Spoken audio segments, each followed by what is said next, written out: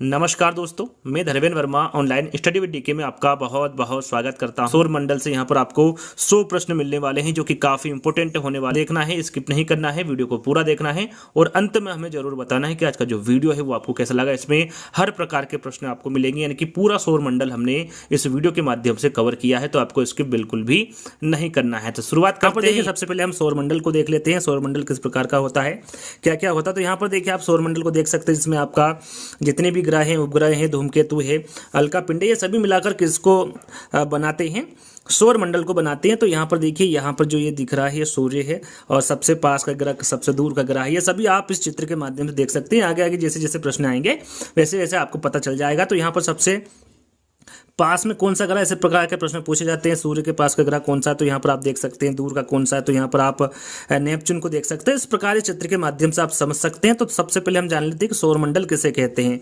तो सौर मंडल, सबसे पहले तो आपको पता होना चाहिए कि सौर मंडल में जो ग्रह हैं उनकी संख्या कितनी होती है, 8 होती है। तो यहाँ पर देख सकते हैं सूर्य, 8 ग्रह, उनके उपग्रह तथा कुछ अन्य खगोलीय पिंड जैसे कि क्षुद्र ग्रह एवं उल्का पिंड मिलाकर सौर मंडल का निर्माण करते हैं। सभी मिलाकर किसका निर्माण करते हैं, सौर मंडल का निर्माण करते हैं। यहाँ पर हम देखते हैं कि जो 8 ग्रह है वो कौन कौन से हैं। वैसे तो आगे प्रश्न आएगा, लेकिन आपको शुरू में इसके बारे में जानकारी होना चाहिए। जिसके बारे में हम पढ़ रहे हैं उनके बारे में आपको जो बेसिक जानकारी है उसके बारे में आपको पता होना चाहिए। जैसे कि सौर मंडल में कितने ग्रह हैं, 8 ग्रह। कौन कौन से हैं, ये यहाँ पर देखिए सूर्य से दूरी के अनुसार, यानी सूर्य से पास में सबसे पहले जो ग्रह आएगा वो कौन सा आएगा, बुध आएगा। यानी कि सूर्य से सबसे पास का ग्रह कौन सा होगा, बुध होगा। उसके बाद शुक्र, उसके बाद पृथ्वी, फिर मंगल, बृहस्पति, शनि, यूरेनस जिसे हम अरुण भी कहते हैं, और नेपच्यून जिसे हम वरुण भी कहते हैं। सूर्य का सबसे दूरी वाला जो ग्रह होगा वो वरुण होगा और पास वाला ग्रह कौन सा होगा, बुध होगा। ये सूर्य से दूरी के अनुसार आपको ग्रह बताए हैं 8 ग्रह। यहाँ पर देखिए, आपने आंतरिक ग्रह और बाह्य ग्रह के बारे में सुना होगा। कौन कौन से आंतरिक ग्रह है और कौन कौन सी बाह्य ग्रह है उनके बारे में भी आपको पता होना चाहिए। थोड़ी सी जानकारी दे देता हूँ आपको, उसके बाद हम प्रश्नों की ओर बढ़ेंगे। तो आंतरिक ग्रह में कौन कौन से ग्रह आते हैं, तो वो आपका बुध आएगा, शुक्र आएगा, पृथ्वी और मंगल। याद रखिएगा इन चारों ग्रहों को, बुध, शुक्र, पृथ्वी, मंगल। यहाँ पर प्रश्न कुछ इस प्रकार से आपको दे देंगे कि सौर मंडल के आंतरिक ग्रह कौन कौन से, वहाँ पर 4 विकल्प आपको दे देंगे इस प्रकार से, जिसमें बुध, शुक्र, पृथ्वी और मंगल भी रहेगा। यदि आपको पता होगा तो आप राइट आंसर लगा सकते हैं, यदि नहीं होगा तो आप गलत कर सकते हो। तो बाह्य ग्रह में कौन कौन से ग्रह आएंगे, बृहस्पति, शनि, अरुण और वरुण। ये जो 4 ग्रह हैं ये बाह्य ग्रह हैं और ये जो 4 ग्रह हैं ये आंतरिक ग्रह के अंतर्गत आते हैं।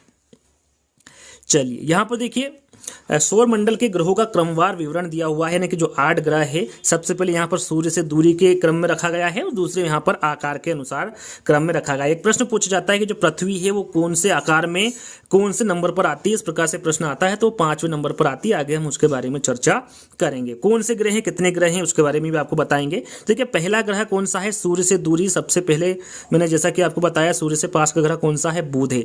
और आकार में सबसे बड़ा ग्रह कौन सा होगा, बृहस्पति होगा। और याद रखिएगा, प्रश्न पूछा जाता है कि वो कौन सा ग्रह है जिसके उपग्रह नहीं है। तो याद रखिएगा, बुध और शुक्र। बुध और शुक्र ये दोनों ऐसे ग्रह हैं जिनके कोई भी उपग्रह नहीं है। तो याद रखिएगा, सूर्य से दूरी के क्रम में यहाँ पर बुध आएगा पास में, और आकार के अनुसार जो ग्रह होगा वो बृहस्पति होगा। और इन दोनों के कोई से भी ग्रह नहीं है, बुध और शुक्र के।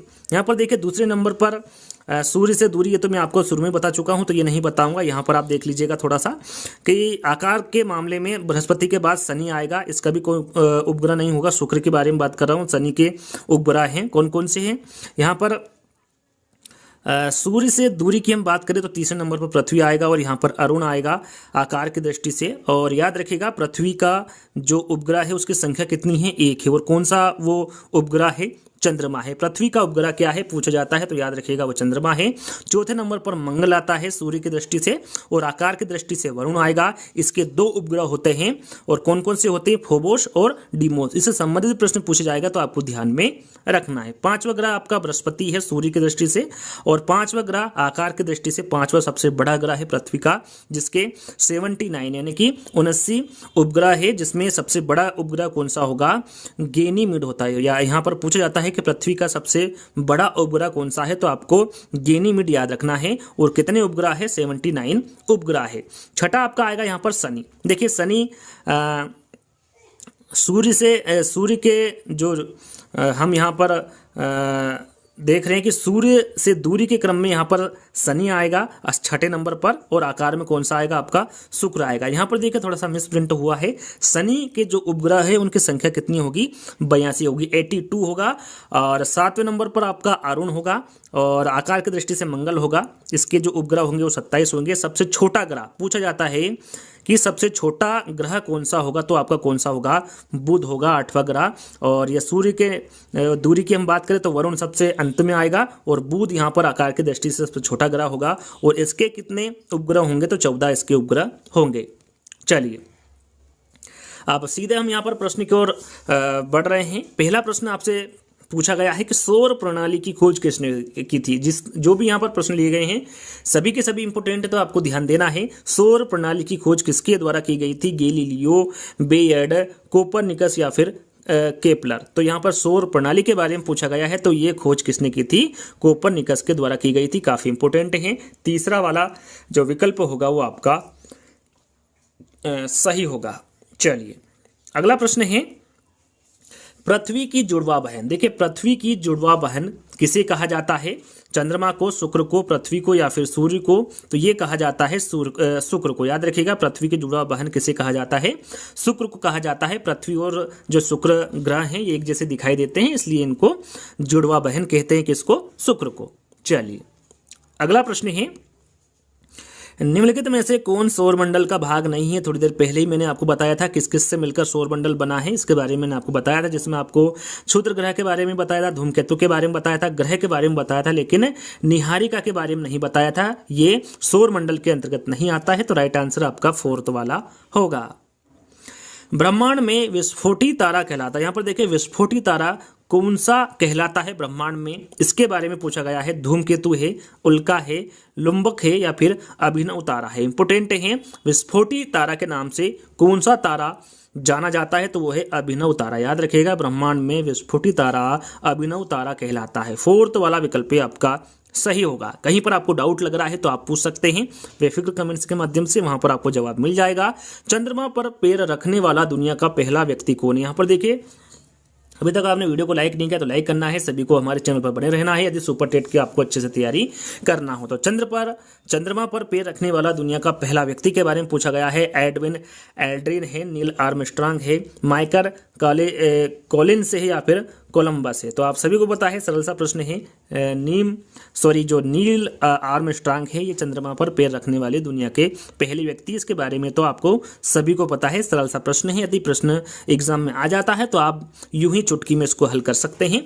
छठा प्रश्न है वैज्ञानिक जिन्होंने सर्वप्रथम खोज की पृथ्वी सूर्य के चारों ओर घूमती। यहाँ पर प्रश्न में पूछा गया है कि सर्वप्रथम किसके द्वारा खोजा गया कि जो पृथ्वी है वो सूर्य के चारों ओर घूमती है, किसके द्वारा खोजा गया, न्यूटन के, डाल्टन के, कोपरनिकस के या फिर आइंस्टीन के। तो ये जो खोजा गया था ये कोपरनिकस के द्वारा खोजा गया था। इनके द्वारा सर्वप्रथम खोजा गया कि जो पृथ्वी है वो सूर्य के चारों ओर घूमती है। तो यहाँ पर तीसरा वाला विकल्प आपका सही होगा। चलिए नॉर्वे में अर्धरात्रि के समय सूर्य कब दिखाई देता है। यहाँ पर कुछ ऐसे देश है जहाँ पर अर्धरात्रि यानी कि आधी रात को भी जो सूर्य है वो दिखाई देता है, लेकिन कब दिखाई देता है ये पूछा गया है। 21 मार्च को, 23 सितंबर को, 21 जून को या फिर 22 दिसंबर को नॉर्वे में पूछा गया है। आपका राइट आंसर यहाँ पर एग्जैक्ट होगा 21 जून। याद रखिएगा नॉर्वे में जो अर्धरात्रि के समय सूर्य दिखाई देता है वो 21 जून को दिखाई देता है। सूर्य से ग्रहों की दूरी के अनुसार निम्न में से कौन सा क्रम सही है। मैं पहले भी आपको बता चुका हूं, फिर यहाँ पर एक बार बता देता हूं। यहाँ पर देखिए क्रम पूछा गया है, किसके अनुसार पूछा गया है ये जरूरी है। सूर्य के ग्रहों की दूरी यहाँ पर पूछी गई है। बुध शुक्र पृथ्वी मंगल, बुध पृथ्वी मंगल शुक्र, बुध मंगल पृथ्वी शुक्र, बुध मंगल शुक्र पृथ्वी। तो यहाँ पर देखिए आप सभी को पता है कि जो बुध है वो सबसे पास का ग्रह है सूर्य के। तो यहाँ पर चारों विकल्पों में आपको पहला जो ग्रह होगा बुध सभी में दिखाई देगा। आपको दूसरा वाला भी आपको देखना है कि दूसरे नंबर पर क्या है, दूसरे नंबर पर शुक्र है। तो यहां पर देखिए शुक्र आपको पहले नंबर पर दिख रहा है, यानी कि यही आंसर आपका सही होगा। बुध शुक्र, उसके बाद पृथ्वी, उसके बाद मंगल, उसके बाद बृहस्पति, उसके बाद शनि, उसके बाद आता है अरुण एवं वरुण। यह सही क्रम होगा सूर्य की दूरी के अनुसार। तो आपका राइट आंसर यहां पर क्या होगा, पहला वाला होगा। चलिए नवा प्रश्न है, सौरमंडल का जन्मदाता किसे कहा जाता है? सौरमंडल का जन्मदाता किसे कहा जाता है? सूर्य को, पृथ्वी को, चंद्रमा को या फिर बृहस्पति को? इंपोर्टेंट है, इस प्रकार के प्रश्न ही सुपर टेट में पूछे जाते हैं। आपका राइट आंसर होगा सूर्य। याद रखिएगा, सौरमंडल का जन्मदाता सूर्य को माना जाता है। चलिए, सौरमंडल में ग्रहों की संख्या कितनी है? शुरू में आपको बता चुका हूं कितनी है, कौन कौन सी है। तो 6, 7, 8, 10 आप सभी को पता है। सौरमंडल में ग्रहों की संख्या कितनी होगी? 8 होगी। बुध, शुक्र, पृथ्वी, मंगल, बृहस्पति, शनि, अरुण एवं वरुण, ये 8 प्रकार के सौरमंडल में ग्रह होते हैं। सबसे बड़ा कौन सा है आकार की दृष्टि से? बृहस्पति है, जिसके बारे में आपको बता चुका हूं। तो आगे बढ़ते हैं। अगला प्रश्न है आपका, सौरमंडल का सर्वाधिक गर्म ग्रह कौन सा? यहाँ पर देखिए, गर्म ग्रह के बारे में आपको पता होना चाहिए। वैसे ये जो प्रश्न मैं आपको बता रहा हूँ ये कहीं ना कहीं आपने पढ़े होंगे, क्योंकि ये प्रश्न आप यदि सुपर टेट की तैयारी कर रहे हैं तो जाहिर सी बात है आपने पढ़े होंगे और इसका आंसर भी पता होगा। तो यहाँ पर देखिए, गर्म ग्रह के बारे में पूछा गया है। चंद्रमा है, शुक्र है, पृथ्वी है या फिर सूर्य है? आपका राइट आंसर क्या होगा यहाँ पर? शुक्र। सौरमंडल का जो सर्वाधिक गर्म ग्रह होगा वो कौन सा होगा? शुक्र होगा। चलिए, पृथ्वी पुत्र किसे कहा जाता है? बुध को कहा जाता है, बृहस्पति को, पृथ्वी को या फिर चंद्रमा को? पृथ्वी पुत्र के बारे में पूछा गया है। 12वें का राइट आंसर आपका होगा चंद्रमा। याद रखिएगा, इंपोर्टेंट है। जो पृथ्वी पुत्र है वो चंद्रमा को कहा जाता है। और ये किसका उपग्रह है चंद्रमा? तो ये पृथ्वी का उपग्रह है। जैसा कि मैंने आपको बताया था, पृथ्वी का एक ही उपग्रह है और वो कौन सा होगा? चंद्रमा होगा। और इसे पृथ्वी का पुत्र कहा या फिर पृथ्वी पुत्र इसे कहा जाता है। चलिए, निम्नलिखित में से किनके बीच की औसत दूरी को खगोलीय एकक कहा जाता है? किनके बीच की औसत दूरी को खगोलीय एकक कहा जाता है? पूछा गया है। पृथ्वी तथा सूर्य के बीच की दूरी को, पृथ्वी तथा चंद्रमा, बृहस्पति तथा सूर्य या फिर प्लूटो तथा सूर्य? तो यहाँ पर 13वें का आपका राइट आंसर होगा पृथ्वी तथा सूर्य। याद रखिएगा, जो पृथ्वी तथा सूर्य के बीच की जो औसत दूरी है इसे क्या कहेंगे? खगोलीय एकक कहेंगे या फिर खगोलीय एकक कहा जाता है। तो पहला वाला विकल्प आपका बिल्कुल सही होगा। 14वां प्रश्न, सौरमंडल का सबसे बड़ा ग्रह कौन सा है? जैसा कि मैंने आपको बताया, थोड़ी देर पहले बताया था, यदि आपने ध्यान दिया होगा तो आपको पता होगा कि वो चंद्रमा होगा, बृहस्पति, पृथ्वी या फिर सूर्य। तो थोड़ी देर पहले ही मैंने आपको बताया था बृहस्पति। सौरमंडल का जो सबसे बड़ा ग्रह होगा वो कौन सा होगा? बृहस्पति होगा। तो यहाँ पर आपका जो बी वाला विकल्प होगा वो सही होगा। चलिए, मध्य रात्रि सूर्य का क्या अर्थ है? यहाँ पर देखिए, मध्य रात्रि सूर्य का अर्थ आपको बताना है क्या है? सांध्य प्रकाश है, उदीयमान सूर्य है, बहुत चमकदार चंद्रमा है या फिर सूर्य का ध्रुवीय व्रत में देर तक चमकना, ये मध्य रात्रि सूर्य का अर्थ होता है। जैसे कि थोड़ी देर पहले हमने जाना कि जो मध्य रात्रि है वो नॉर्वे में किस दिन होती हैं, इसके बारे में आपने थोड़ी देर पहले बताया। क्यों होती हैं या फिर उसका अर्थ क्या है, इसके बारे में यहाँ पर आपको बताना है। तो उसका अर्थ होता है सूर्य का ध्रुवीय व्रत में देर तक चमकना। यहाँ पर 4th वाला विकल्प आपका सही होगा। चलिए, पृथ्वी का एकमात्र प्राकृतिक उपग्रह कौन सा है? चंद्रमा, शुक्र, पृथ्वी या फिर सूर्य? थोड़ी देर पहले ही मैंने इसका जिक्र किया था। पृथ्वी का एकमात्र प्राकृतिक उपग्रह कौन सा होगा? चंद्रमा होगा। पहला वाला विकल्प आपका सही होगा। इसे पृथ्वी पुत्र भी कहा जाता है, चंद्रमा को।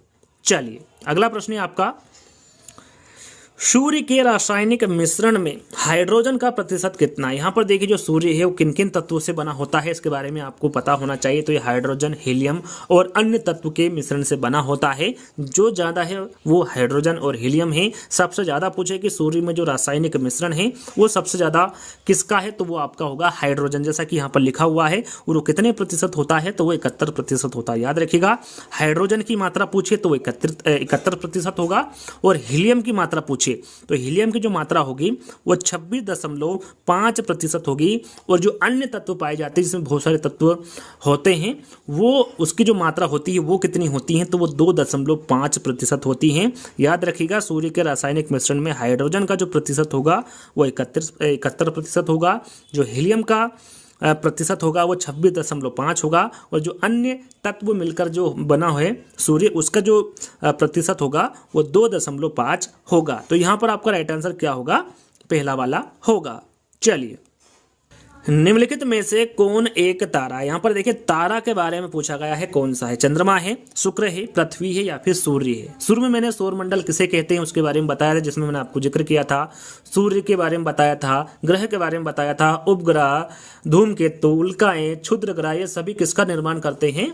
सौरमंडल का निर्माण करते हैं। मैंने वहां पर सूर्य अलग बताया था क्योंकि जो सूर्य है वो एक तारा है, बाकी जो ग्रह हैं उनके बारे में बताया था, बुध, शुक्र, पृथ्वी, मंगल, बृहस्पति, शनि, अरुण, वरुण, ये सभी ग्रह के अंतर्गत आते हैं। और जो सूर्य है वो एक तारा के अंतर्गत आता है। याद रखिएगा, सूर्य चमकता हुआ गैसों का एक महापिंड है जिसे हम तारा भी कहते हैं, जिसमें हीलियम, हाइड्रोजन और अन्य तत्व पाए जाते हैं। जैसा कि मैंने प्रतिशत भी आपको बताया था कि हाइड्रोजन 71% पाया जाता है, हीलियम 26.5 पाया जाता है और जो अन्य तत्व पाए जाते हैं वो 2.5 पाए जाते हैं। जो सूर्य है वो एक तारे के अंतर्गत आता है, यानी कि सूर्य एक क्या है?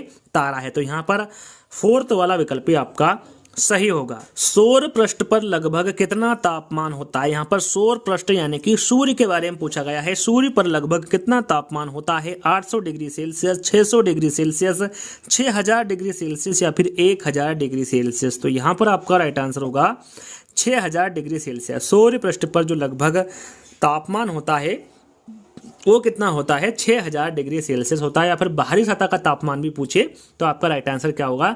6000 डिग्री सेल्सियस होता है। यदि केंद्र का तापमान पूछे कि सूर्य का जो केंद्र का तापमान है वो कितना डिग्री सेल्सियस होता है, तो वो 15 करोड़ डिग्री सेल्सियस होता है। यानी कि जो सूर्य है इसकी जो केंद्र बिंदु है यहाँ पर जो तापमान होता है वो कितना होता है? तो वो 15 करोड़ डिग्री सेल्सियस होता है। और यहाँ पर जो इसका बाहरी सतह यानी कि जो ये बाहरी सतह है इसके बारे में पूछा जाए तो वो कितना होता है? 6000 डिग्री सेल्सियस होता है।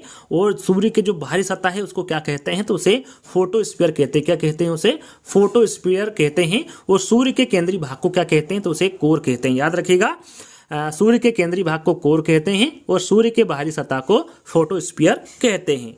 चलिए, आकाश का नीला दिखाई देने का कारण क्या है? यहाँ पर देखिए, आकाश को हम जब देखते हैं तो नीला दिखाई देता है। यहाँ पर कारण पूछा गया है, क्या कारण है? प्रकाश के विवर्तन के कारण, प्रकाश के प्रकीर्णन के कारण, प्रकाश के आंतरिक परावर्तन के कारण या फिर प्रकाश के अपवर्तन के कारण? क्यों दिखाई देता है नीला आकाश, इसके बारे में पूछा गया है। तो ये प्रकाश के प्रकीर्णन के द्वारा नीला दिखाई देता है आकाश। तो यहाँ पर बी वाला विकल्प आपका सही होगा। सूर्य की सतह पर हाइड्रोजन के अलावा दूसरा कौन सा तत्व बहुतायत में पाया जाता है? जैसा कि मैंने आपको बताया था थोड़ी देर पहले कि हाइड्रोजन के अलावा कौन सा तत्व पाया जाता है? हीलियम, नियान, आर्गन या फिर ऑक्सीजन? तो मैंने आपको बताया था वहां पर हीलियम। सूर्य की सतह पर हाइड्रोजन के अलावा जो दूसरा कौन सा तत्व बहुतायत में पाया जाता है पूछा गया है, तो वो हीलियम है। हाइड्रोजन की जो मात्रा है वो कितनी है? तो यहाँ पर मैंने हाइड्रोजन की मात्रा आपको 71% बताई थी, हीलियम की मात्रा आपको मैंने 26.5 बताई थी और जो अन्य तत्व हैं उसकी मात्रा मैंने आपको 2.5% बताई थी। तो प्रतिशत भी आपको साथ में ध्यान में रखना है। सूर्य प्रकाश धरती तक पहुंचने में कितने मिनट लेता है? जब सूर्य का प्रकाश है वो धरती तक पहुंचने में कितने मिनट लेता है ये पूछा गया है। 8.18 मिनट, 7.13 मिनट, 9.14 मिनट या फिर 10 मिनट? तो आप सभी को पता है कि जो सूर्य का प्रकाश है वो धरती तक पहुंचने में कितने मिनट लेता है? 8.18 यानी कि 8.18 सेकंड का समय लेता है। तो यहाँ पर पहला वाला विकल्प आपका सही होगा। सूर्य के सबसे पास कौन सा ग्रह है? इसके बारे में आपको बता चुका हूं कौन सा ग्रह है।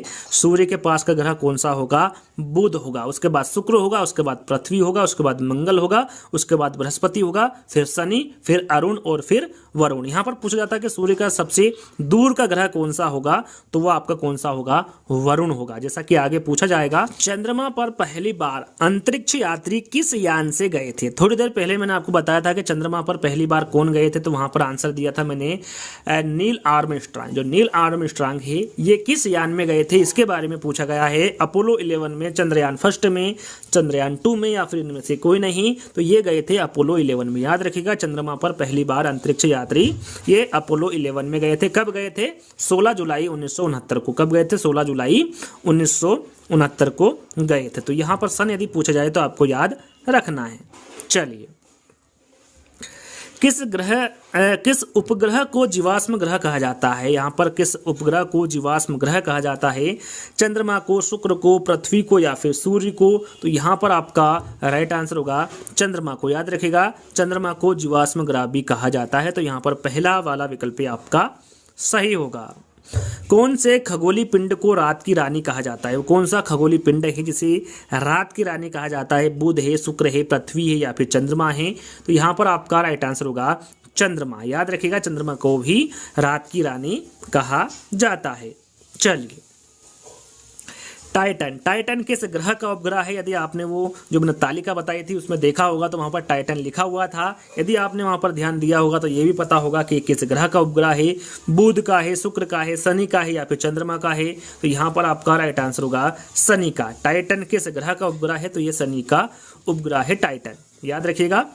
अरुण। अरुण यानी कि यूरेनस, यह ग्रह की खोज किसके द्वारा की गई थी? केपलर के, गैलीलियो के, न्यूटन के या फिर विलियम हर्शेल के? तो यहाँ पर जो अरुण है, इस ग्रह की जो खोज की थी ये विलियम हर्शेल के द्वारा की गई थी। किसके द्वारा की गई थी? हर्शेल के द्वारा की गई थी। कब की गई थी? 1781 में। इसकी खोज कब की गई थी? 1781 में की गई थी। किसके द्वारा की गई थी? तो ये विलियम हर्शेल के द्वारा की गई थी। किस ग्रह को लेटा हुआ ग्रह कहते हैं? चंद्रमा, अरुण ग्रह, पृथ्वी या फिर सूर्य? तो यहाँ पर आपका राइट आंसर होगा अरुण ग्रह को। याद रखिएगा, अरुण ग्रह को लेटा हुआ ग्रह भी कहते हैं। सूर्य से सबसे दूर स्थित ग्रह कौन सा है? इसके बारे में बार बार बता दिया हूं और बार बार इसके बारे में जिक्र कर दिया हूं। थोड़ी देर पहले ही मैंने आपको बताया था। राइट आंसर इसका होगा वरुण। सूर्य में सबसे दूर स्थित ग्रह कौन सा होगा? वरुण होगा।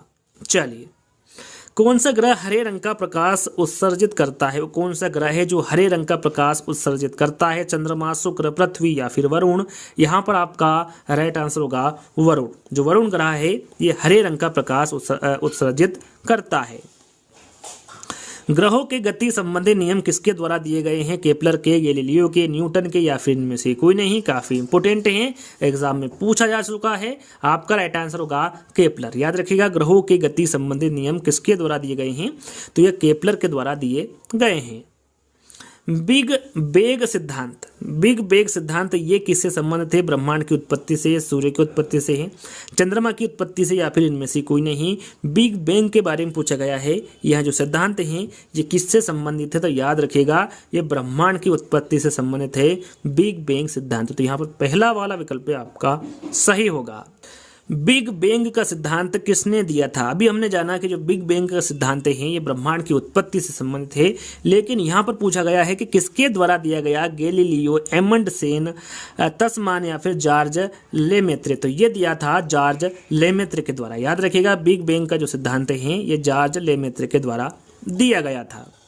किस आकाशीय पिंड को पृथ्वी पुत्र कहा जाता है? ये थोड़ी देर पहले ही बताया था, रिपीटेड प्रश्न है। राइट आंसर आपका क्या होगा यहाँ पर? चंद्रमा। चंद्रमा को पृथ्वी पुत्र भी कहा जाता है। तो यहाँ पर पहला वाला विकल्प आपका सही होगा। बुध नक्षत्र में एक वर्ष में दिनों की संख्या कितनी होती है? यहाँ पर देखिए, बुध जो ग्रह है उसके बारे में पूछा गया है कि यहाँ पर एक वर्ष में दिनों की संख्या कितनी होती है? 300 होती है, 56 होती है, 36 होती या फिर 87 होती है? तो यहाँ पर बुध नक्षत्र यानी कि बुध ग्रह के बारे में पूछा गया है। तो एक वर्ष में जो दिनों की संख्या होगी वो कितनी होगी? 88 दिन की होगी। कितनी? 88 दिन की। सबसे कम एक वर्ष में दिनों की जो संख्या होती है वो बुध ग्रह पर ही होती है। यदि इस प्रकार का प्रश्न पूछा जाए तो बुध वहां पर आपका राइट आंसर होगा। चलिए, निम्नलिखित में से कौन सी ग्रहों के चारों ओर घूमने वाले उपग्रह नहीं? यहाँ पर देखिए, वो कौन सा ग्रह है जिसके चारों ओर घूमने वाले उपग्रह नहीं है? मंगल तथा शुक्र है, बुध तथा शुक्र है, मंगल तथा बुध है या फिर वरुण तथा प्लूटो है? तो यहाँ पर आपका राइट आंसर होगा बुध तथा शुक्र। शुरू में मैंने आपको बताया था वो कौन से ग्रह है जिसके कोई भी एक भी उपग्रह नहीं है? तो बुध एवं शुक्र है, और इन दोनों ग्रहों के चारों ओर घूमने वाला एक भी उपग्रह नहीं है, जो कि प्रश्न को थोड़ा सा घुमा फिरा कर पूछ लिया है, लेकिन आंसर आपका बुध तथा शुक्र ही होगा।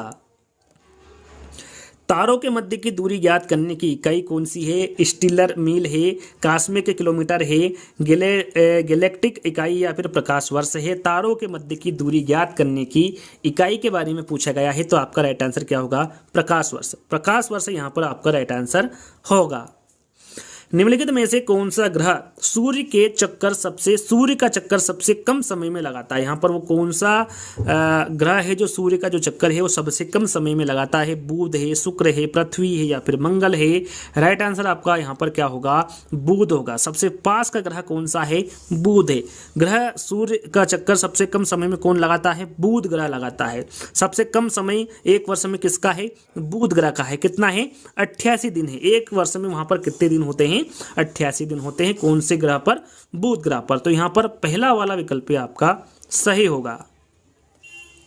सौर मंडल का कौन सा ग्रह लगभग पृथ्वी जितना बड़ा यानी कि उसके समान है। जैसा कि मैंने शुरू में आपको बताया था, पृथ्वी की बहन किसे कहा जाता है, तो वो किसे कहा जाता है। यदि आपको पता होगा तो आप लगा सकते हैं बुध, मंगल, शुक्र या फिर यम। राइट आंसर मैंने आपको बताया था शुक्र। लगभग पृथ्वी जितना बड़ा कौन सा ग्रह होगा, शुक्र होगा। तो यहाँ पर तीसरा वाला विकल्प आपका सही होगा। चलिए अगला प्रश्न है, अंतरिक्ष यात्रियों को आकाश किस रंग का दिखाई देता है। जो अंतरिक्ष यात्रा करते हैं उनके बारे में पूछा गया है कि जो आकाश है उसका रंग उनको किस प्रकार का दिखाई देता है, काला, नीला, पीला या फिर सफेद। तो याद रखिएगा, यदि आप अंतरिक्ष यात्री यदि प्रश्न में अंतरिक्ष यात्रियों के बारे में पूछा गया है कि वहां पर जो आकाश है वो किस रंग का दिखाई देता है, तो वो काले रंग का दिखाई देता है। किस रंग का दिखाई देगा, काले रंग का दिखाई देगा। सबसे चमकीला ग्रह कौन सा है, बृहस्पति, मंगल, शुक्र या फिर बुध। आपको सभी को इसका आंसर पता होगा, शुक्र। याद रखिएगा, जो सबसे चमकीला ग्रह होगा वो शुक्र होगा। अगला प्रश्न, चंद्रमा की सतह और उसकी आंतरिक स्थिति का अध्ययन करने वाले विज्ञान को क्या कहते हैं। आर्कियोलॉजी कहते हैं, सेलेनोलॉजी कहते हैं, एंथ्रोपोलॉजी कहते हैं या फिर इनमें से कोई नहीं। तो यहाँ पर आपका राइट आंसर होगा सेलेनोलॉजी। ये चंद्रमा की सतह और उनकी आंतरिक स्थिति का अध्ययन करने वाला विज्ञान कहते हैं। किसे, सेलेनोलॉजी को। यहाँ पर देखिए आर्कियोलॉजी और एंथ्रोपोलॉजी के नाम भी यहाँ पर दिए हुए हैं। तो जो आर्कियोलॉजी है ये क्या है, तो याद रखिएगा जो आर्कियोलॉजी है ये एक दवा की एक शाखा होती है जो कैंसर की रोकथाम, निदान और उपचार से संबंधित होती है, आर्कियोलॉजी। यहाँ पर एक और शब्द लिखा हुआ है एंथ्रोपोलॉजी। ये किस काम आता है, किसके अंतर्गत आता है, तो ये मनुष्य के समाज के अतीत और वर्तमान के विभिन्न पहलुओं का अध्ययन इसमें किया जाता है। किसमें, एंथ्रोपोलॉजी में। तो यहाँ पर ध्यान क्या देना है, चंद्रमा की सतह और उसकी आंतरिक स्थिति का अध्ययन करने वाले विज्ञान को क्या कहते हैं। इस प्रकार का यदि प्रश्न पूछा जाए तो सेलेनोलॉजी आपका यहाँ पर राइट आंसर होगा। और इन दोनों के बारे में आपको बता चुका हूं, इन दोनों के बारे में भी आपको जानकारी होना चाहिए। पृथ्वी के सर्वाधिक निकट कौन सा ग्रह है। देखिए जो अभी प्रश्न पूछे जा रहे थे वो सूर्य के निकट कौन सा ग्रह है पूछा जा रहा था। अब पृथ्वी के सर्वाधिक निकट कौन सा ग्रह है, शुक्र है, बुध है, मंगल है या फिर बृहस्पति है। तो आपका यहाँ पर राइट आंसर होगा शुक्र। याद रखिएगा, पृथ्वी के सर्वाधिक निकट कौन सा ग्रह होगा, तो वो शुक्र होगा। यहाँ पर पहला वाला विकल्प आपका सही होगा। अगला प्रश्न, निम्नलिखित में से किस एक को भोरा का तारा के नाम से जाना जाता है। प्रश्न में पूछा गया है किस ग्रह को, यहाँ पर ग्रह लिखा हुआ है, किस ग्रह को भोर का तारा कहा जाता है, बुध, शुक्र, मंगल या फिर शनि। आपका राइट आंसर होगा शुक्र। याद रखिएगा, शुक्र ग्रह को भोर का तारा भी कहा जाता है।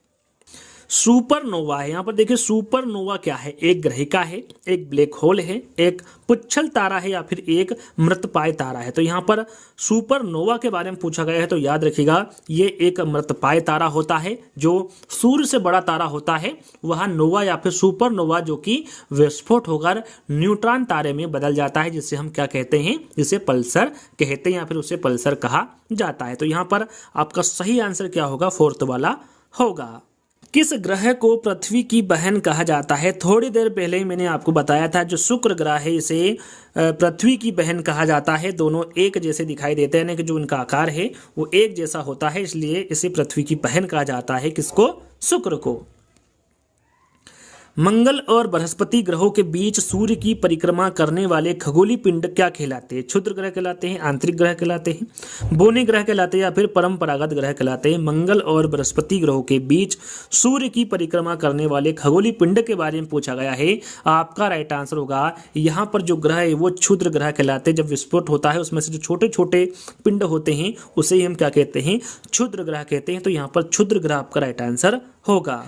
अंतरिक्ष में जाने वाले पहले व्यक्ति कौन थे? यहाँ पर देखिए अंतरिक्ष में जाने वाले पहले व्यक्ति के बारे में पूछा गया है। यूरी गागरिन है, यूरी रोंटाजेन है, यूरिस कुई है या फिर यूरिस महातिन है। तो यहाँ पर अंतरिक्ष में जाने वाले पहले व्यक्ति के बारे में पूछा गया है, तो आपका राइट आंसर क्या होगा? Yuri Gagarin. याद रखिएगा यूरी गागरिन अंतरिक्ष में जाने वाले पहले व्यक्ति है। कब गए थे? 12 अप्रैल 1961 को गए थे। कहाँ के यूरी गागरिन थे? तो ये रूसी पायलट थे। कौन थे ये? रूसी पायलट थे। कब गए थे? 12 अप्रैल 1961 को गए थे। याद रखिएगा अंतरिक्ष में जाने वाले पहले व्यक्ति के बारे में पूछे तो आपका यूरी गागरिन एकदम सही आंसर होगा। अंतरिक्ष में जाने वाली प्रथम महिला कौन थी? अब यहाँ पर देखिए महिला के बारे में पूछा गया है। येलोना सेरोवा है, याम्पिंग है, तेरेस्कोवा है या फिर इनमें से कोई नहीं। तो अंतरिक्ष में जाने वाली प्रथम महिला के बारे में पूछा गया है तो वो कौन होगी? वैलेंटिना तेरेस्कोवा होगी। याद रखिएगा इंपॉर्टेंट है, वैलेंटिना तेरेस्कोवा ये अंतरिक्ष में जाने वाली प्रथम महिला है। अब यहाँ पर भारतीय व्यक्ति के बारे में पूछा गया है कि अंतरिक्ष में जाने वाले प्रथम भारतीय व्यक्ति कौन थे? राकेश चौहान, हेमंत कुमार, राकेश शर्मा या फिर अल्फाज खान। तो यहाँ पर अंतरिक्ष में जाने वाले प्रथम भारतीय व्यक्ति के बारे में तो आप सभी को पता है कौन होंगे? राकेश शर्मा। अंतरिक्ष में जाने वाले प्रथम भारतीय व्यक्ति कौन थे? राकेश शर्मा थे। अगला प्रश्न, फिर यहाँ पर महिला के बारे में पूछा गया लेकिन भारतीय महिला के बारे में पूछा गया है। अंतरिक्ष में जाने वाली प्रथम भारतीय महिला कौन है? कल्पना चावला, सुनीता विलियम्स, राकेश शर्मा या फिर रजा चेरी। यहाँ पर महिला के बारे में पूछा गया है तो राइट आंसर आपका क्या होगा? कल्पना चावला। अंतरिक्ष में जाने वाली प्रथम भारतीय महिला कौन है? तो वो कल्पना चावला है। अगला प्रश्न, बृहस्पति ग्रह की खोज किसने की थी? जो बृहस्पति ग्रह है जो हमारा सौरमंडल का सबसे बड़ा ग्रह है, इसकी खोज किसके द्वारा की गई थी? गैलीलियो, एमंडसेन, तस्मान या फिर जॉन केबार्ड। तो ये जो बृहस्पति ग्रह की खोज की थी ये गैलीलियो के द्वारा की थी। किसके द्वारा? गैलीलियो के द्वारा की गई थी। कब की गई थी? तो ये सन 1910 में की गई थी गैलीलियो के द्वारा बृहस्पति ग्रह की खोज। बृहस्पति ग्रह को सूर्य की परिक्रमा करने में कितना समय लगता है? लगभग 10 वर्ष, लगभग 12 वर्ष, लगभग 15 वर्ष या फिर लगभग 20 वर्ष। बृहस्पति ग्रह को सूर्य की परिक्रमा करने में कितना समय लगता है? तो याद रखिएगा लगभग 12 वर्ष। कितना लगता है? लगभग 12 वर्ष लगता है बृहस्पति ग्रह को सूर्य की परिक्रमा करने में। ये आपको समय याद रखना है। सौंदर्य का देवता किस ग्रह को कहा जाता है? शुक्र, बुध, मंगल या फिर बृहस्पति। तो यहाँ पर 55 का राइट आंसर होगा शुक्र। सौंदर्य का देवता शुक्र ग्रह को कहा जाता है। सौरमंडल का सर्वप्रथम क्षुद्र ग्रह कौन सा है जिसे वैज्ञानिकों द्वारा खोजा गया था? सीरस, चेरान, प्लूटो या फिर हर्मेस। तो यहाँ पर आपका 56 का राइट आंसर होगा सीरस। याद रखिएगा सौरमंडल का सर्वप्रथम क्षुद्र ग्रह सीरस है जिसे वैज्ञानिक द्वारा खोजा गया था। अब बात करते हैं किसके द्वारा खोजा गया था? तो ये ग्लूसेप पियाजी। किसके द्वारा? ग्लूसेप पियाजी के द्वारा खोजा गया था। कब खोजा गया था? तो 1891 में खोजा गया था। कब? 1891 में सिरप नाम का जो क्षुद्र ग्रह है इसको खोजा गया था। किस ग्रह को लाल ग्रह के नाम से जाना जाता है? सभी को पता है, 4 विकल्प पढ़ने की आवश्यकता नहीं है। वो है मंगल ग्रह। मंगल ग्रह को लाल ग्रह के नाम से जाना जाता है। किस ग्रह को भोर का तारा तथा शाम का तारा कहा जाता है? तो इसके बारे में थोड़ी देर पहले ही मैंने जिक्र किया था कि भोर का तारा किसे कहा जाता है। तो यहाँ पर ध्यान दीजिएगा, भोर का तारा पूछे या फिर शाम का तारा पूछे, आपका राइट आंसर क्या होगा? शुक्र ग्रह। याद रखिएगा शुक्र ग्रह को भोर का तारा और शाम का तारा कहा जाता है। उत्तरी ध्रुव की खोज किसके द्वारा की गई थी? रॉबर्ट पियरी, एमंडसेन, तस्मान या फिर जॉन केबार्ड। तो यहाँ पर आपका 59 का आंसर होगा रॉबर्ट पियरी। याद रखिएगा जो उत्तरी ध्रुव की खोज की थी यह रॉबर्ट पियरी के द्वारा की गई थी। पहला वाला विकल्प आपका सही होगा। साउथ पोल पहुंचने वाला प्रथम व्यक्ति कौन था? साउथ पोल पहुंचने वाला प्रथम व्यक्ति के बारे में पूछा गया है। मैगलन थे, अमेरिगो वेकपूची थे, पियरी थे या फिर एमंडसेन थे।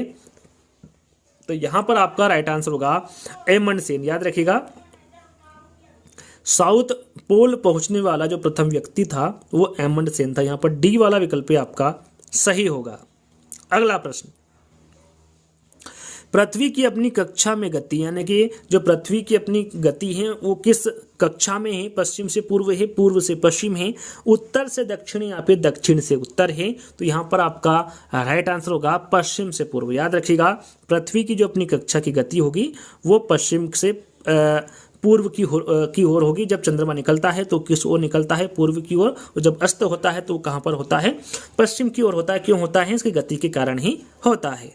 चलिए, तारे पूर्व से पश्चिम में किस कारण ज्यादा दिखते हैं? क्यों दिखते हैं? पूरा ब्रह्मांड पूर्व से पश्चिम की ओर घूम रहा है इसलिए, पृथ्वी सूर्य की परिक्रमा कर रही है इसलिए, पृथ्वी पूर्व से पश्चिम को घूम रही है इसलिए, या फिर पृथ्वी पश्चिम से पूर्व को घूम रही है इसलिए। तो यहाँ पर थोड़ी देर पहले मैंने आपको बताया था जो पृथ्वी किस ओर घूम रही है, तो पश्चिम से पूर्व की ओर घूम रही है, और इसी कारण पूर्व से पश्चिम में ज्यादा जो तारे हैं वो दिखाई देते हैं। तो यहाँ पर फोर्थ वाला विकल्प आपका सही होगा।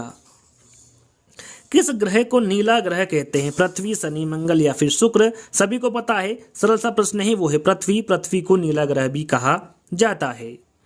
पृथ्वी स्थित है शुक्र एवं मंगल के मध्य स्थित है, मंगल एवं बृहस्पति के मध्य है, शुक्र एवं बृहस्पति के मध्य है, या फिर बुध एवं शुक्र के मध्य है? पृथ्वी स्थित है यानी किसके मध्य स्थित है? आपका सही आंसर होगा शुक्र एवं मंगल के मध्य। याद रखिएगा, जो पृथ्वी स्थित है ये शुक्र एवं मंगल के मध्य स्थित है, यानी पहला वाला विकल्प आपका सही होगा। किस दिन पृथ्वी सूर्य के सबसे निकट होती है? यहाँ पर आपको बताना है किस दिन पृथ्वी सूर्य के सबसे निकट होती है। 4 जुलाई, 21 मार्च, 23 सितंबर या फिर 3 जनवरी? तो यहाँ पर आपका सही आंसर होगा 3 जनवरी। याद रखिएगा, 3 जनवरी को पृथ्वी सूर्य के सबसे निकट होती है। डी वाला विकल्प आपका सही होगा। पृथ्वी तथा सूर्य के मध्य सर्वाधिक दूरी किसके दौरान होती है? उत्तर अयनात के द्वारा होती, दक्षिण अयनात के द्वारा, अपसौर के या फिर उपसौर के? तो ये किसके कारण होती हैं? आपका सही आंसर होगा अपसौर के। याद रखिएगा, पृथ्वी तथा सूर्य के मध्य जो सर्वाधिक दूरी होती है ये अपसौर के दौरान होती है। फोबोस और डीमोस किसके उपग्रह है? देखिए, इसके बारे में आपको बताया था। फोबोस और डीमोस यदि जो हमने तालिका बताई थी आपको शुरू में, उसमें यदि आपने देखा होगा तो फोबोस और डीमोस का मैंने जिक्र किया था। ये किसके उपग्रह हैं? यूरेनस के हैं, मंगल के, बृहस्पति के या फिर शनि के हैं? आपका 67 का आंसर होगा आपका मंगल। फोबोस और डीमोस जो उपग्रह होंगे ये मंगल के होंगे। पृथ्वी सूर्य से अपनी अधिकतम दूरी पर होती है 30 जनवरी को, 22 दिसंबर को, 22 सितंबर को या फिर 4 जुलाई को? पृथ्वी सूर्य से अपनी अधिकतम दूरी, यहाँ पर देखिए पास की दूरी थोड़ी देर पहले हमने जाना था, अब अधिकतम दूरी कौन सी तारीख को होती है ये आपको यहाँ पर बताना है। तो 68 का आपका राइट आंसर होगा 4 जुलाई। याद रखिएगा, पृथ्वी सूर्य से अपनी अधिकतम दूरी 4 जुलाई को होती है। अपने अक्ष पर पृथ्वी एक चक्कर कितने समय में पूरा करती? 24 घंटे में, 23 घंटे 56 मिनट 4 सेकंड में, 23 घंटे 30 मिनट में, 23 घंटे 10 मिनट या फिर 2 सेकंड में? अपने अक्ष पर पृथ्वी एक चक्कर कितने समय में पूरा करती है? तो ये 23 घंटे 56 मिनट और 4 सेकंड में अपने अक्ष पर पृथ्वी एक चक्कर पूरा करती है। पृथ्वी के सबसे निकट स्थित ग्रह कौन सा है? तो इसके बारे में मैं आपको बता चुका हूं कौन सा है, शुक्र है। पृथ्वी के सबसे निकट का ग्रह कौन सा होगा? शुक्र होगा। यहाँ किसने सर्वप्रथम प्रतिपादित किया कि सूर्य हमारे सौरमंडल का केंद्र है और पृथ्वी उसकी परिक्रमा करती है? न्यूटन, गैलीलियो, पाणिनि या फिर कापरनिकस? तो यहाँ पर आपका राइट आंसर होगा कापरनिकस। यहाँ सर्वप्रथम कापरनिकस द्वारा प्रतिपादित किया गया कि सूर्य हमारे सौरमंडल का केंद्र है और पृथ्वी उसकी परिक्रमा करती है। अगला प्रश्न, किसने सबसे पहले पृथ्वी की परिधि को मापा? किसके द्वारा सबसे पहले पृथ्वी की परिधि को मापा गया? हिकेटियस, हेरोडोटस, अरस्तु या फिर इरेटोस्थनीज? तो यहाँ पर आपका राइट आंसर होगा इरेटोस्थनीज। इनके द्वारा सबसे पहले पृथ्वी की परिधि को मापा गया। इंपोर्टेंट है, ध्यान दीजिएगा। फोर्थ वाला विकल्प आपका सही होगा। पृथ्वी को उसके काल्पनिक अक्ष पर घूमने को क्या कहते हैं? परिभ्रमण कहते हैं, कक्षा कहते हैं, घूर्णन कहते हैं या फिर इनमें से कोई नहीं? तो उसको क्या कहते हैं? घूर्णन कहते हैं। पृथ्वी को उनके काल्पनिक अक्ष पर घूमने को क्या कहते हैं? घूर्णन कहते हैं। ऋतुएं निम्नलिखित के कारण होती है। किसके कारण होती है ऋतुएं? पृथ्वी घूर्णन करती है इसलिए होती है, सूर्य के चारों ओर पृथ्वी का परिक्रमण होता है इसलिए होती है, पृथ्वी का अक्ष से 66 सही 1/2 आनत है इसलिए, या फिर उपरोक्त बी और सी दोनों। तो यहाँ पर 74 का राइट आंसर आपका होगा सूर्य के चारों ओर पृथ्वी जो परिक्रमण करती है उसके कारण ऋतुएं होती है। तो यहाँ पर बी वाला विकल्प आपका सही होगा। चलिए, निम्न में से किसने पहली बार कहा कि पृथ्वी गोल है? किसके द्वारा कहा गया कि पृथ्वी गोल है? सबसे पहले अरिस्टोटल के द्वारा, कोपरनिकस, स्ट्राबो, या फिर इनमें से कोई नहीं? तो ये कहा गया था अरिस्टोटल। ये अरिस्टोटल के द्वारा कहा गया था पहली बार कि पृथ्वी गोल है। तो यहाँ पर पहला वाला विकल्प आपका सही होगा। पृथ्वी की धुरी झुकी हुई है, ऊर्ध्वाधर है, क्षैतिज से, या फिर वक्री है? तो याद रखिएगा जो पृथ्वी की धुरी है वो किस प्रकार की है? झुकी हुई है। क्या है ये? झुकी हुई है पृथ्वी की धुरी। तो यहाँ पर पहला वाला विकल्प आपका सही होगा। सौरमंडल में सबसे बड़ा ग्रह कौन सा है? तो उसके बारे में पहले ही बता चुका हूं, ये काफी बार रिपीट हो चुका है तो इसलिए हम क्षमा चाहते हैं। सौरमंडल का सबसे बड़ा ग्रह कौन सा होगा? ये बृहस्पति होगा। निम्नलिखित ग्रहों में से किसके चारों ओर वलय? वलय किसके चारों ओर है? किस ग्रह के चारों ओर है, जिसको हम रिंग भी कह सकते हैं? रिंग आप यहाँ पर यदि एग्जाम देंगे तो साथ में इंग्लिश को भी आप देख लीजिएगा, वलय रिंग को कहते हैं। निम्नलिखित ग्रहों में से किसके चारों ओर वलय है? बृहस्पति, वरुण या फिर शनि? तो राइट आंसर आपका क्या होगा? शनि। याद रखिएगा शनि ग्रह के चारों ओर क्या है? वलय है। बात करें कि इसकी उपग्रह की संख्या कितनी, जैसा कि मैंने आपको बताया टोटल कितनी है? 82 है। वो सबसे बड़ा उपग्रह कौन सा बताया था मैंने आपको? टाइटन बताया था। कौन सा? टाइटन। याद रखिएगा शनि का सबसे बड़ा उपग्रह कौन सा है? टाइटन है। और कितने ग्रह है? टोटल 82 ग्रह है, जिसके बारे में आपको पता होना चाहिए। चलिए, किस दिन पृथ्वी सूर्य के सबसे निकट होता है? यहाँ पर किस दिन पृथ्वी सूर्य के सबसे निकट होती है? तो इसके बारे में भी हमने थोड़ी देर पहले ही आपको बताया था। आपका सही आंसर क्या होगा? 3 जनवरी। 3 जनवरी को पृथ्वी सूर्य के सबसे निकट होती है। किस दिन पृथ्वी सूर्य से अधिकतम दूरी पर होती है? तो इसके बारे में भी आपको बता चुके हैं, वो है 4 जुलाई। 4 जुलाई को पृथ्वी सूर्य से अधिकतम दूरी पर होती है। चलिए, नासा के किससे संबंधित मिशन का नाम जूनो है? यहाँ पर पूछा गया है जो जूनो मिशन है ये किस ग्रह से संबंधित है? शनि से है, मंगल से है, बृहस्पति से है, या फिर उपरोक्त में से कोई नहीं? तो यहाँ पर जूनो मिशन के बारे में पूछा गया है। तो याद रखिएगा ये बृहस्पति से संबंधित है, बृहस्पति ग्रह से संबंधित है। इसे कब छोड़ा गया था? तो इसे 5 अगस्त 2011 को छोड़ा गया था। कौन सा ग्रह हरे प्रकाश को उत्सर्जित करता है? हरे प्रकाश को कौन सा ग्रह उत्सर्जित करता है? बृहस्पति, शुक्र, यूरेनस या फिर वरुण? तो यहाँ पर आपका राइट आंसर होगा वरुण। यहाँ पर जो हरे प्रकाश को उत्सर्जित करता है वो वरुण ग्रह उत्सर्जित करता है।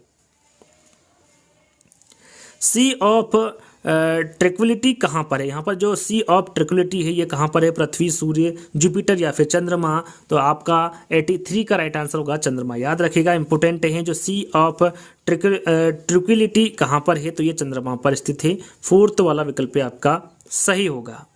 सूर्य ग्रहण के दौरान सूर्य और चंद्रमा के बीच पृथ्वी आ जाती है, सूर्य और पृथ्वी के बीच चंद्रमा आ जाता है, पृथ्वी और सूर्य के बीच ठीक आधी दूरी पर चंद्रमा आ जाता है, या फिर पृथ्वी और चंद्रमा के बीच सूर्य आ जाता है। सूर्य ग्रहण कब होता है ये आपसे इस प्रश्न में पूछा गया है। तो आपका राइट आंसर होगा सूर्य और पृथ्वी के बीच चंद्रमा आ जाता है जब सूर्य ग्रहण होता है। यानी कि सूर्य ग्रहण के दौरान सूर्य और पृथ्वी के बीच कौन आ जाता है? चंद्रमा आ जाता है। तो यहाँ पर बी वाला विकल्प आपका सही होगा। चंद्र ग्रहण का कारण, अब यहाँ पर चंद्र ग्रहण का क्या कारण है? पृथ्वी एवं सूर्य के बीच चंद्रमा का आना, पृथ्वी एवं चंद्रमा के बीच सूर्य का आना, सूर्य एवं चंद्रमा के बीच पृथ्वी का आना, या फिर उपरोक्त में से कोई नहीं। चंद्र ग्रहण कब होता है ये पूछा गया है। तो जब सूर्य एवं चंद्रमा के बीच पृथ्वी आ जाती है, जब क्या होता है? चंद्र ग्रहण होता है। तो यहाँ पर तीसरा वाला विकल्प आपका सही होगा। चंद्र ग्रहण घटित होता है, जो चंद्र ग्रहण है ये किस दिन होता है ये पूछा गया है? अमावस्या के दिन, पूर्णिमा के दिन, अर्ध चंद्र के दिन, या फिर उपरोक्त ए और बी दोनों के दिन? तो यहाँ पर चंद्र ग्रहण कब होता है पूछा गया है। तो याद रखिएगा ये पूर्णिमा के दिन होता है चंद्र ग्रहण। तो बी वाला विकल्प आपका सही होगा। ग्रह क्या है? ऐसे अप्रकाशमान पिंड जो टिमटिमाते हैं, ऐसे प्रकाशमान पिंड जो टिमटिमाते हैं, ऐसे प्रकाशमान पिंड जो टिमटिमाते नहीं है, या फिर ऐसे अप्रकाशमान पिंड जो टिमटिमाते नहीं है? यहाँ पर ग्रह क्या है पूछा गया है। आपका सही आंसर होगा ऐसे अप्रकाशमान पिंड जो टिमटिमाते नहीं है, वो उसे क्या कहते हैं? ग्रह कहते हैं। तो 4th वाला विकल्प आपका सही होगा। मंगल की परिक्रमा कक्षा में जाने वाले प्रथम एशियाई देश का नाम बताइए। यहाँ पर देखिए एशियाई देश का नाम प्रथम कौन सा है मंगल की परिक्रमा कक्षा में जाने वाले? चीन, पाकिस्तान, भारत या फिर जापान। राइट आंसर आपका होगा यहाँ पर भारत। याद रखिएगा मंगल की परिक्रमा कक्षा में जाने वाले प्रथम एशियाई देश का नाम क्या होगा? भारत होगा। सूर्य के बाह्यतम परत को कहते हैं, यहाँ पर देखिए सूर्य के बाह्यतम परत को क्या कहते हैं? वर्णमंडल कहते हैं, प्रकाश मंडल कहते हैं, किरीट कहते हैं या फिर स्थल मंडल कहते हैं। तो सूर्य के बाह्यतम परत को क्या कहते हैं पूछा गया है। आपका राइट आंसर होगा किरीट। याद रखिएगा सूर्य के बाह्यमंडल परत को किरीट कहते हैं। तारों का रंग किस पर निर्भर करता है? आकाश पर, तापमान पर, दूरी पर या फिर उपरोक्त सभी पर। तारों का रंग किस पर निर्भर करता है ये पूछा गया है। आपका राइट आंसर होगा तापमान पर। तारों का जो रंग है यह तापमान पर निर्भर करता है। किस रंग के वायुमंडल में मीथेन और अमोनिया पाया जाता है? मंगल, पृथ्वी, बुध या फिर शनि। किस ग्रह के वायुमंडल में मीथेन और अमोनिया पाया जाता है पूछा गया है। आपका राइट आंसर होगा शनि। याद रखिएगा इंपोर्टेंट है, पूछा जाता है मीथेन और अमोनिया किस ग्रह में पाया जाता है तो वो शनि ग्रह में पाया जाता है। सूर्य के चमकीले भाग को क्या कहते हैं? यहाँ पर चमकीला लिखा हुआ ध्यान दीजिएगा। सूर्य के चमकीले भाग को क्या कहते हैं? प्रकाश मंडल, फोटोस्फीयर, उपरोक्त दोनों या फिर इनमें से कोई नहीं। तो सूर्य के चमकीले भाग को प्रकाश मंडल और फोटोस्फीयर दोनों ही कहते हैं। तो यहाँ पर उपरोक्त दोनों आपका सही आंसर होगा। अगला प्रश्न, सौर मंडल का सबसे निकटतम तारा कौन सा? यहाँ पर देखिए तारा पूछा गया है। सौर मंडल का सबसे निकटतम तारा कौन सा है? प्रॉक्सिमा सेंचुरी है, अल्फा सेंचुरी है, पल्सर है या फिर इनमें से कोई नहीं। तो यहाँ पर आपका राइट आंसर होगा प्रॉक्सिमा सेंचुरी। याद रखिएगा सौर मंडल का जो सबसे निकटतम तारा होगा वो प्रॉक्सिमा सेंचुरी होगा। यहाँ पर पहला वाला विकल्प आपका सही होगा। अगला प्रश्न, सौर मंडल का सबसे छोटा ग्रह और सबसे बड़ा ग्रह के बारे में पूछा गया। तो सबसे छोटा ग्रह कौन सा है? बुध है। और सबसे बड़ा कौन सा ग्रह है? बृहस्पति है। तो यहाँ पर पहले वाले विकल्प में ही आपको आंसर मिल जाएगा। बुध सबसे छोटा ग्रह है और बृहस्पति सबसे बड़ा ग्रह है। खगोलीय इकाई किसके बीच की औसत दूरी है? यहाँ पर खगोलीय इकाई किसके बीच की औसत दूरी है? पृथ्वी और चंद्रमा, पृथ्वी और सूर्य, चंद्रमा और सूर्य या फिर पृथ्वी और चंद्रमा। तो 95 का यहाँ पर आपका राइट आंसर होगा पृथ्वी और सूर्य। खगोलीय इकाई पृथ्वी और सूर्य के बीच की औसत दूरी है। सूर्य, पृथ्वी तथा चंद्रमा की एक ही सीधी रेखा में स्थित को क्या कहते हैं? स्थिति को क्या कहते हैं? सूर्य, पृथ्वी तथा चंद्रमा जब एक ही सीध में होते हैं यानी कि एक ही सीधी रेखा में होते हैं तो ऐसी स्थिति को क्या कहते हैं? उपसौर कहते हैं, अपसौर कहते हैं, सिजिगी कहते हैं या फिर इनमें से कोई नहीं। तो याद रखिएगा जब तीनों ही एक ही रेखा में है, एक ही सीधी रेखा में है तो उस स्थिति को क्या कहते हैं? सिजिगी कहते हैं। क्या कहते हैं? सिजिगी कहते हैं। यानी कि तीसरा वाला विकल्प आपका सही होगा। हेली धूमकेतु कितने वर्षों के बाद दिखता है? जो हेली धूमकेतु है इसके बारे में पूछा गया है। कितने वर्षों के बाद दिखता है? 50 वर्ष, 100 वर्ष, 76 वर्ष या फिर 86 वर्ष। सबको पता है कि जो हेली धूमकेतु है यह 76 वर्ष के बाद दिखता है। कितने वर्ष? 76 वर्ष। कहीं कहीं 75 वर्ष भी दे रखा होता है। तो जहां पर 75 दे रखा हुआ तो 75 टिक कर दीजिएगा, 76 दे रखा हुआ तो 76 पर टिक आपको करना है। जब एक ही माह में 2 पूर्णिमा हो उसे क्या कहते हैं? जहां पर एक ही माह में 2 पूर्णिमा आ जाए उसे क्या कहते हैं? ब्लू मून कहते हैं, नीला मून कहते हैं, काला मून कहते हैं या फिर इनमें से कोई नहीं। आपका राइट आंसर होगा ब्लू मून। जब एक ही माह में 2 पूर्णिमा हो उसे क्या कहते हैं? ब्लू मून कहते हैं।